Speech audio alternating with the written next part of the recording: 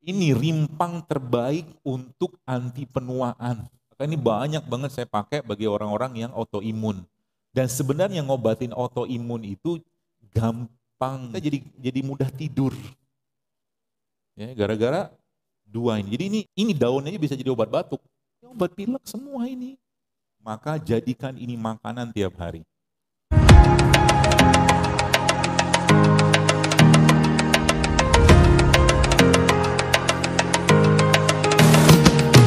Bapak-bapak nih yang sudah usia 40-50 tahun ke atas, kalau beli santan atau bikin santan, kan dari kelapa tua. Nah, air kelapanya jangan dibuang, diminum, karena air kelapa yang tua tuh bagus untuk orang-orang usia 45 tahun ke atas. Haho aja lu. Air kelapa tua. Ada datanya? Ada. Ada kelapa tua, ada kelapa muda. Jadi Indonesia itu kaya dengan sumber asam amino. Indonesia kaya dengan enzim, Indonesia kaya dengan vitamin, Indonesia kaya dengan mineral. Bayangkan Pak Bu, Masya Allah ya. Ini nih kayak begini nih. Dulu kita dijajah Belanda gara-gara beliau-beliau ini loh. Betul? Gara-gara beliau-beliau ini loh. Ya. Dan pernah saya posting kan, India salah satu negara yang angka demensia itu angka kayak orang ya penurunan fungsi otak lah ya, pikun gitu tuh sangat rendah di dunia. Kenapa? Karena India paling suka makan kunyit. The best, ini rimpang terbaik untuk anti penuaan. Masya Allah kan? Allah tuh maha baik, jadi di tiap tempat udah ngerti, Allah maha tahu, pasti maha tahu. Begini-beginian nggak tumbuh di Saudi kan? Ya kan? Akhirnya apa? Supaya orang di sana sehat-sehat, karena ada Rasul di sana, Allah tumbuhkan kurma. Kurma tuh the best superfood Pak, karena dia mengandung prebiotik dan resistant starch yang luar biasa. Bahkan yang luar biasa, ada penelitian menyebutkan bahwa ternyata subhanallah kurma itu, jadi gini, badan kita itu ada namanya antioksidan endogen, bukan badan. Secara umum ada antioksidan eksogen. Eksogen itu dari luar, Anda makan dari buah sayur, dan antioksidan endogen. Dan kurma, jadi antioksidan endogen itu yang ada pada badan kita yang dipicu oleh apa yang dimakan. Dan kurma merupakan salah satu pemicu munculnya aktivitas endogen antioksidan. Masya Allah kan. Di orang makan kurma itu tiap hari, di rutin tidak banyak, itu memicu, kalau antioksidan sudah muncul, maka dia pasti muda. Makin muda selnya.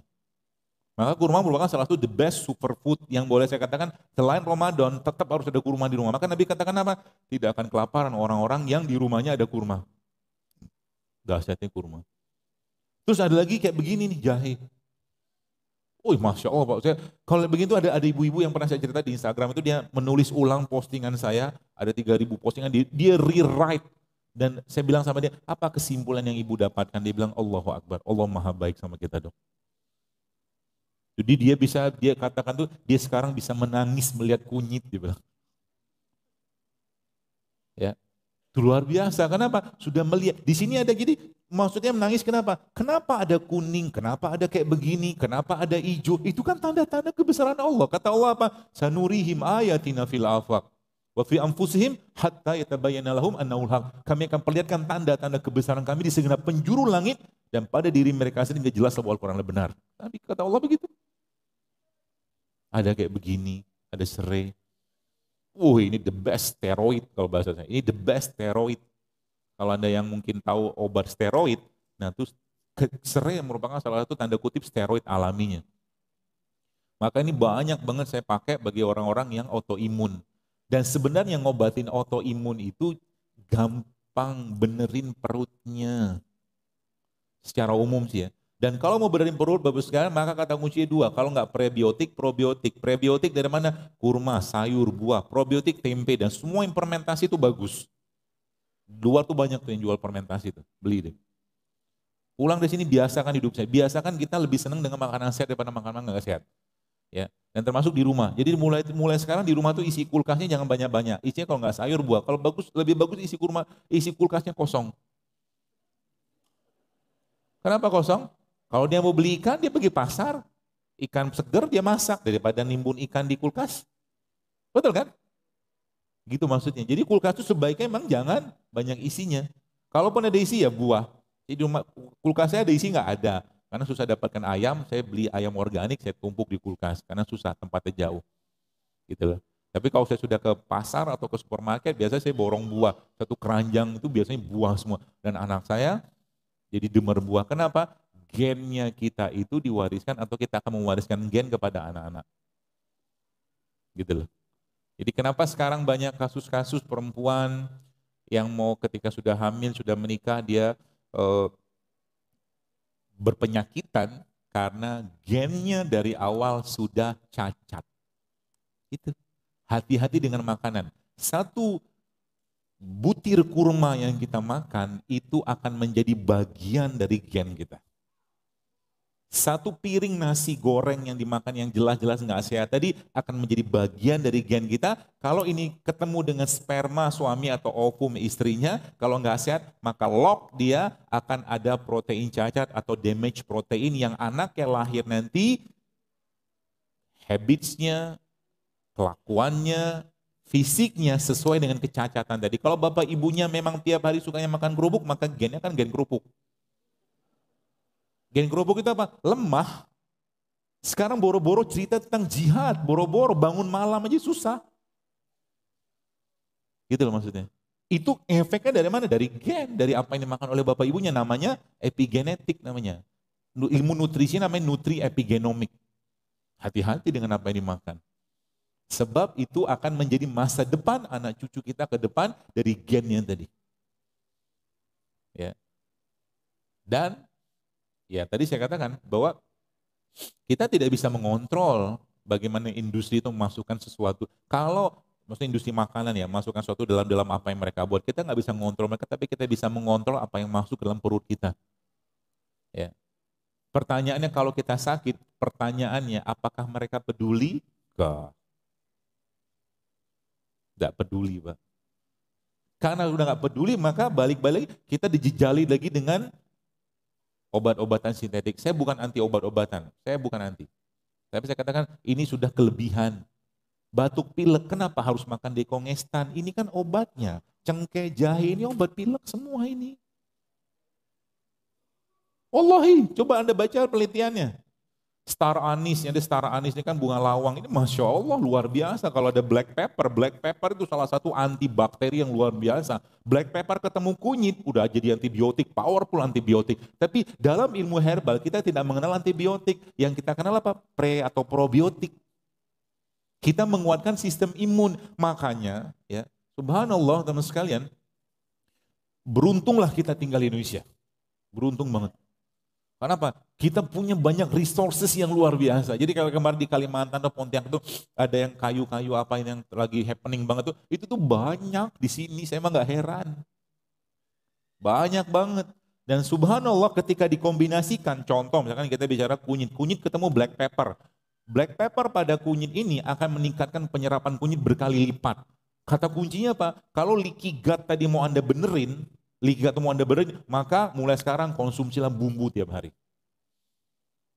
Ini, jadi kalau misalkan pagi-pagi, jangan ngeteh lagi pakai teh saset. Ini jadikan teh. Minumnya ini, tehnya makannya kurma atau buah. Dan pagi-pagi itu bukan saat untuk makan banyak. Dan secara bahasa Inggrisnya ini ala-ala saya saja, pagi-pagi itu kan bahasa Inggris kan breakfast. Fast yang di break. Puasa yang, kita malah yang puasa kan, tidur kan puasa. Maka pagi-pagi paling baik makan apa? Ya kalau petunjuk Nabi SAW, Nabi mengajarkan pagi-pagi makan kurma. Kan gitu. Saya sangat yakin kalau seandainya ada sosis di zaman Nabi, ada nugget di zaman Nabi, Nabi tidak akan memakan. Kenapa? Karena Nabi pasti makan yang sehat-sehat kan. Untuk menjalankan peran sebagai Abdullah dan Khalifah itu harus sehat. Sehatnya dari mana? Dari ini nih kayak ini Allah ciptakan semua. Ya termasuk kayak pandan. Ada yang sudah ada yang bikin belum pandan sama ini? The best ini Pak. Udah nyobain belum? Enak banget kan? Dan kayak sedatif. Jadi kita jadi mudah tidur. Ya gara-gara dua ini. Jadi ini yang saya katakan produk ciptaan Allah. Kita itu sekarang kita sedang mempromosikan. Sebenarnya Allah nggak butuh juga. Tapi kita mengembalikan masyarakat, umat ini ke produk ciptaan Allah ini sebenarnya. Udah tahu ini wangi, kenapa anda jadikan pewangi di mobil? Pakai yang sintetik, kan gitu. Baru ngomong sedikit, dok saya takut, maksudnya ini kayak uka-uka gitu kalau pakai badan, ilaha illallah. Kuburan, ini kan digunting-gunting-gunting, taruh di bawah mobil, nanti masuk mobilnya damai, tentram, nyaman, gak mau mabuk. Aromaterapi kalau gitu. Karena dia relaksasi pandan. Daun kari, itu kan luar biasa nih. Ini daunnya bisa jadi obat batuk. Batuknya berdahak, ambil air panas, kasih daun kari. Selesai. Daun kari, ya kan? Apa sih disebut? Daun kari kan? Apalagi? Banyak situ. Macam-macam lah. Ini apa? Pasil. Saya malah tahu tapi lupa namanya ini. Tapi yang jelas, jadi memahami tanda-tanda seperti ini semua, jadi mereka kalau dia masih ada hijau, pasti mereka mengandung antioksidan. Pasti. Itu aja kata kuncinya. Ya. Semakin fresh yang kita makan semakin bagus. Maka saya sangat support. Nanti habis dari sini saran saya, teman-teman di sini borong tuh belanja di sono. Saya datang tadi saya pikir, ini gimana kalau saya pengen bawa semua sampel-sampelnya. Surga banget buat saya. Ada macam-macam produk yang dijual di situ. Dan tidak pakai bahan tambahan sintetik, itu yang saya suka. Kita nggak butuh gitu-gituan. Jadi kalau semakin kita menggalakkan industri seperti ini teman sekalian, maka semakin banyak yang sehat. Kenapa? Nggak lagi dimasukkan bahan sintetik ke sana gitu loh. Itu saya lihat tadi banyak sekali. Ada namanya apa tuh? Jus kolagen, ya isinya kolang-kaling, rumput laut sama jahe. Atau ada yang pakai bunga kolang-kaling dikaji. Jadi kolang-kaling itu sehat. Asal jangan pakai sirup. Gitu loh. Ya, kolang-kaling sehat asal jangan pakai sirup. Ya. Jadi banyak sekali makanan-makanan sehat. Nanti Bapak Ibu kemarin di Bandung juga saya ada ibu-ibu di sana teman-teman komunitas masak sehat gitu kan. Kita galakan untuk yang jualan di tempat itu pun terkondisikan. Jadi nggak lagi jualan yang nggak sehat-sehat. Kalau sudah banyak orang kayak begini, maka akan banyak yang membuat dan akan lebih murah harganya. Saya suka pempek, tapi saya nggak mau makan pempek biasa. Pempeknya non gluten, yang nggak pakai tepung terigu biasa. Situ ternyata ada pempek. Jangan digoreng pempeknya. Misalnya nggak digoreng kan? Nggak digoreng. Jadi bikin sesuatu masakan itu kalau bisa jangan pakai minyak goreng. Anda pengen suka makan ikan, gampang. Ikan, misalkan ikan gabus nih, di file gitu kan, kasih jeruk nipis, kasih zaitun, ya kasih salt, kasih pepper, dipensil sebentar, masukin satu teflon gitu, dipanasin, dia matang, dimakan pakai dressing. Dressingnya bisa pakai alpukat, bisa pakai brokoli. Udah mulai ngeces gitu sih. Hah? Enak. Itu maksudnya, let the food be your medicine. Jadikan makanan sebagai obat. Kata kunci di situ. Apa yang kita makan tuh kira-kira pikir baik-baik. Kalau saya makan, kira-kira nanti masalah nggak ke badan saya? Gitu loh. Halal jelas wajib menjadi indikator mutlaknya. Tapi toyib ini yang banyak orang nggak paham. Toyib itu kalau bahasa saya, kalau dia sudah menzolimi badan, dia mempengaruhi, apalagi ada bahan kimia di situ, apapun mau sedikit sebanyak apapun, buat saya nggak toyib. Nggak toyib. Contoh misalkan, mau ngomong kayak apapun orang yang misalkan ada air kelapa dalam kemasan gitu kan, dalam kotak misalkan, di situ jelasnya gini, tapi tetap kemasan. Kalau Anda pengen minum air kelapa, belah kelapa, minum kelapa, selesai. Itu maksudnya. Itu toyib itu kan. Ini toyib nggak? Kalau Anda baca di nutrition fact-nya, bagus sekali. Ada mineral segala macam, tapi tetap nggak toyib karena sudah terkemas gitu loh. Kembalikan ke bagaimana Allah menciptakan, teman sekalian. Ya, dan mineral, vitamin, enzim tadi ya boleh saya katakan letaknya di mana? Letaknya di bumbu. Maka jadikan ini makanan tiap hari. Ya, termasuk jadi kalau Anda bikin sup banyakin bumbunya, ya jahenya, kayu manisnya, cengkehnya. Nanti supnya minum kuahnya. Kuahnya diminum karena itu obatnya. Nah sekarang kita tuh kan jarang banget. Jadi kalau teman-teman maaf, sudah melihat fast food itu hampir-hampir nggak ada gizinya loh yang bermanfaat. Yang ada apa? Kalori. Kalori tinggi sekali. Dan sekarang mungkin saya nggak tahu di Batam, Jakarta itu kadang-kadang saya sedih gitu. Sedih kenapa? Hampir semua pintu tol itu fast food semua sekarang. Dan yang nongkrong siapa? Anak-anak muda. Artinya apa? Negeri ini sedang mempersiapkan penyakit-penyakit berat beberapa tahun ke depan. Dengan mereka nongkrong di situ, tinggi kalori, miskin serat, miskin nutrisi. Kalau anak mudanya nongkrong di kedai pecel, top. Kedai jamu gitu kan. Ya. Harusnya begitu. Makanya banyakin kedai-kedai jamu dibikin secara artistik gitu kan. Dan tetap enak, makan saya itu tetap enak dan tetap itu kok, tetap apa namanya, tetap kalau pakai istilah tren juga kok nggak masalah. Ya bikin tempe gitu kan. Tadi saya lihat yang bikin jus tempe sama kurma, masya Allah banyak sekali ya. Jadi kita bisa banyak sekali kita bisa buat dengan makanan-makanan tadi. Ya, ya. Tapi kata kuncinya apa? Kata kuncinya lagi adalah jadikan itu bagian dari ketaatan, bukan sekedar lifestyle. Kalau lifestyle doang, dapat pahalanya dikit,